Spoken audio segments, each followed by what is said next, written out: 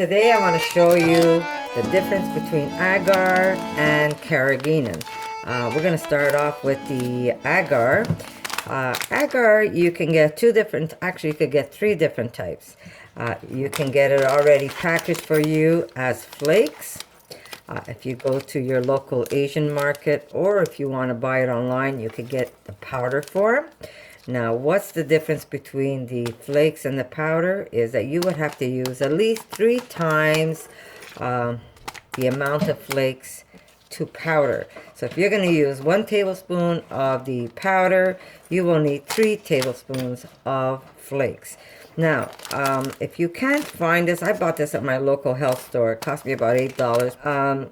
If you can't find it, you could probably go to an Asian store and find, it's like a bar of agar flakes. It's not a flake, it's like a whole bar. Now what you would do is you would take that bar, break it up, and then throw it in a high-powered blender and bring it into a flake form. To get it into powder, it's a lot of work. So just remember 3 to 1. That is the measurement. And this is my carrageenan. Now, they're derived from a plant, seed plant, and what it does is it replaces gelatin, which is made of animal products. And because this is a plant form, us vegans use this rather than using regular gelatin that is made out of bone marrow and bones. Okay, so here's your agar, 3 to 1, and this would be the same amount. If you have the powder, if I say you need 2 tablespoons of carrageenan, you would need 2 tablespoons of agar. But the difference is you will have to cook your agar where you don't have to cook this. This can go into your mixture. If anybody saw my my smoky pepper jack recipe, I put it straight into the blender and I blend it up, and then I put it in my pan and I quickly turned it into a gooey mass of cheese. This you cannot. This you have to first cook it. So you're going to need water reserve. You'd have to figure out how much water goes into your cheese or milk, and you're going to have to cut down that liquid because you're going to need liquid to cook this. So if you're using 2 cups of milk, you're going to need 1 cup of milk because you're going to use 1 cup of water to cook this. I wouldn't use the milk because milk is going to start burning and your agar is not going to dissolve on you. You will need water. So your cheese is not going to be as creamy because you're using water in replacement of milk. But what you can do is add more nuts. So I'm going to try and make a recipe for you guys using agar today. Actually, I wanted to make a beautiful brie for you. So I don't know which one I'm going to do first, but I promise you, and I promise a couple of my friends, that I will make an agar recipe for you. So this way, whoever doesn't want to use the carrageenan, and you're not obliged to use it, that's why I'm going to make you a recipe on the agar. But if you do want to use the kappa, it does make a better cheese. I will tell you hands down, this will make a better cheese than the agar.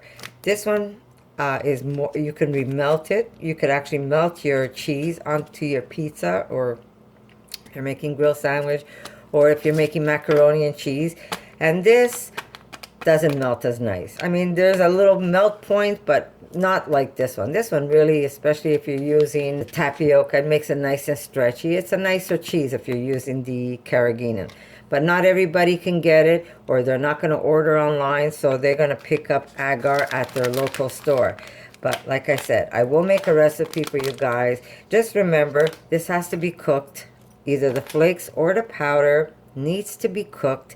So you have to think about how much water or how much liquid goes into your cheese recipe, and you're going to have to start playing around with, if you're planning to try and do this on your own. You're going to have to remove a certain amount of liquid out of your recipe and compensate it in water for your agar that you're going to cook.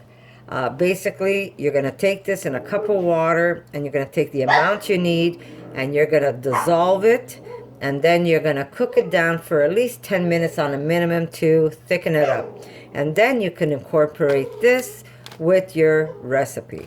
But again, it's all trial and error, and if you have patience, wait. I will get you an agar pepper jack cheese recipe, and I will be making you a Carrageenan one as a brie, which is really nice, and it's going to be almost like a little stinky brie. So hopefully I'll get a chance to do that today, and this one hopefully today, if not tomorrow. And I'm on a water fast, guys, so this is really something for me, because I'm gonna have to make this stuff for you without tasting the food. I did mess up last time, but we started over. JJ!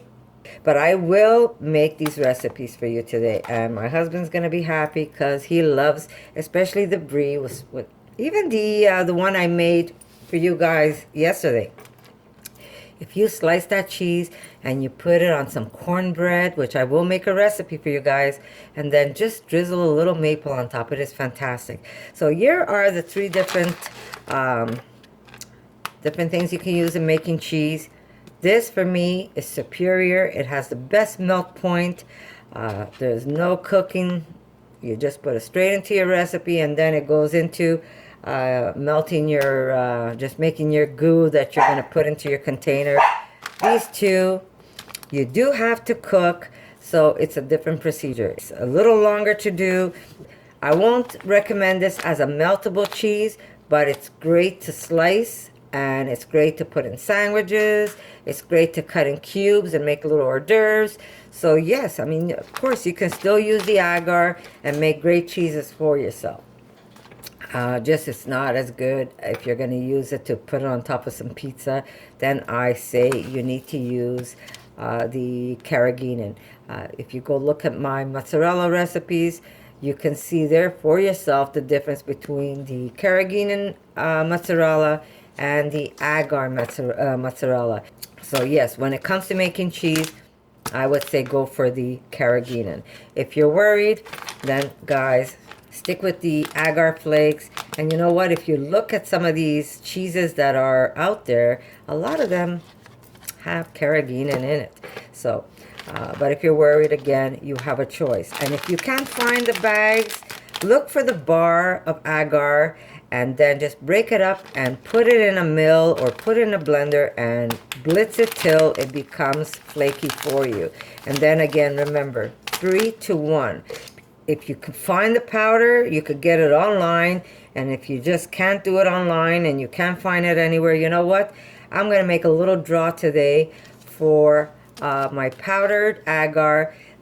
And some lucky person. All you have to do, remember, is be subscribed to me, leave a comment, and someone's going to win this agar pouch. But I will put up the powdered agar. So if anybody wants to win this little pouch, just remember, leave a comment, like my video, and I won't make this one stretch because it's only a little pouch. So Wednesday is the deadline of my second giveaway. So I will make this also on Wednesday. So you have a couple of days, guys. You have today till Wednesday, and then Wednesday I will be pulling out the draw for this little pouch, along with the other giveaway that I have going now. So good luck to you all, and I'll see you in my next video.